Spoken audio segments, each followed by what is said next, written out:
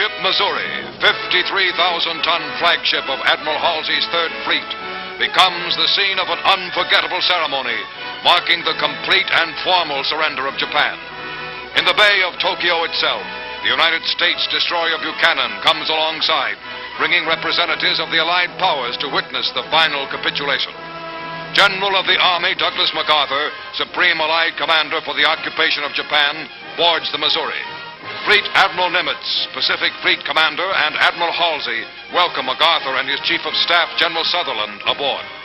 Admiral Nimitz escorts General MacArthur to the Missouri's veranda deck, where the 20-minute ceremony is to take place.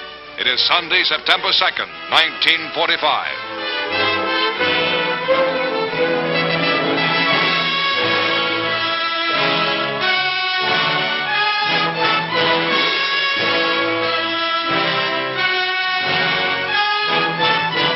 Cameramen and reporters of many countries record this historic moment as United Nations military leaders crowd aboard the Missouri and examine souvenir cards bearing the Japanese flag, special mementos of the occasion.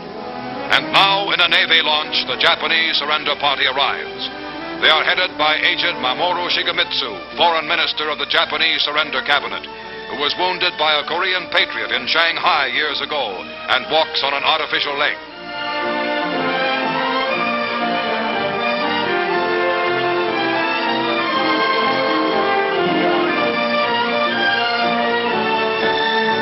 The Japanese delegation lines up on the opposite side of the surrender table from the Allies.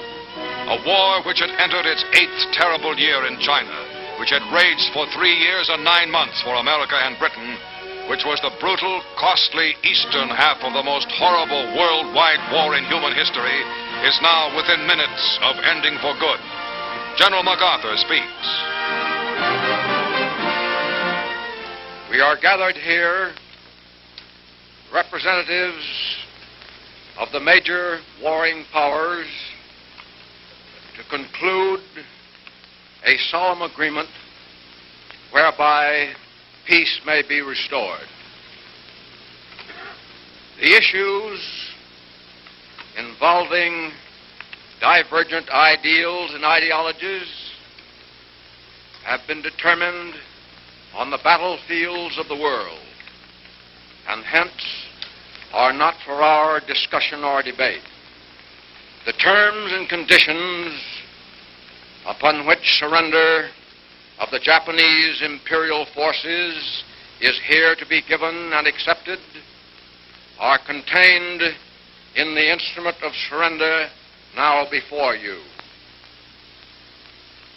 As Supreme Commander for the Allied Powers, I announce it my firm purpose, in the tradition of the countries I represent, to proceed in the discharge of my responsibilities with justice and tolerance, while taking all necessary dispositions to ensure that the terms of surrender are fully, promptly, and faithfully complied with. I now invite the representatives of the Emperor of Japan and the Japanese government and the Japanese Imperial General Headquarters to sign the instrument of surrender at the places indicated. Mr. Shigemitsu comes to the surrender table. These dramatic first pictures were made by Newsreel war correspondents and Army and Navy cameramen and were specially flown back from Tokyo. The time is 9:05 a.m. The Japanese have been on board exactly 10 minutes.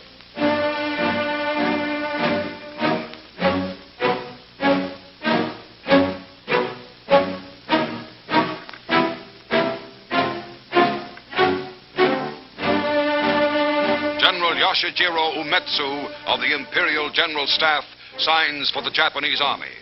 The surrender documents by which Japan agrees to lay down arms completely and to obey all Allied orders issued by General MacArthur were printed by the Army on rare parchment found in a basement in ravaged Manila.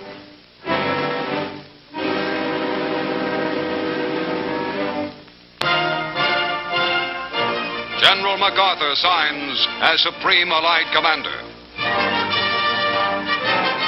The first pen used is presented to General Wainwright of Corregidor.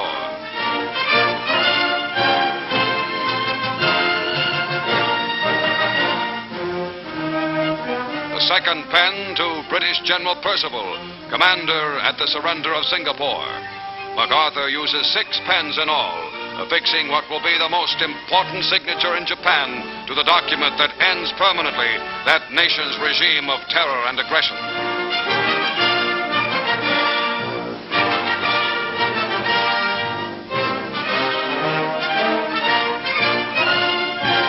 For the forces of the United States itself, Admiral Chester Nimitz signs. Behind Nimitz are the Third Fleet's Admiral Halsey and Admiral Sherman, famed amphibious commander.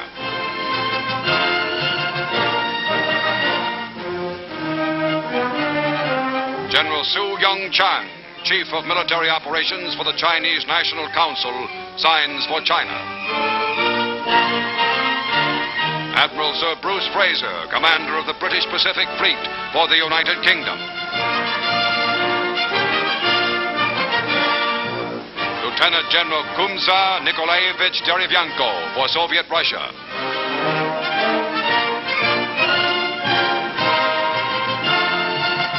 General Sir Thomas Blamey for Australia. Colonel Lawrence Moore Cosgrave for Canada. General Jacques Leclerc, hero of Africa and Paris, for France.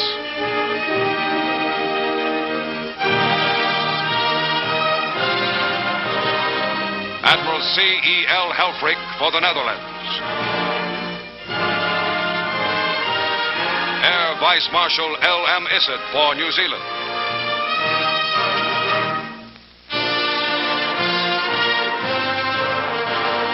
Concluding the brief history-making ceremony, General MacArthur expresses a wish. Let us pray that peace be now restored to the world, and that God will preserve it always. These proceedings are closed.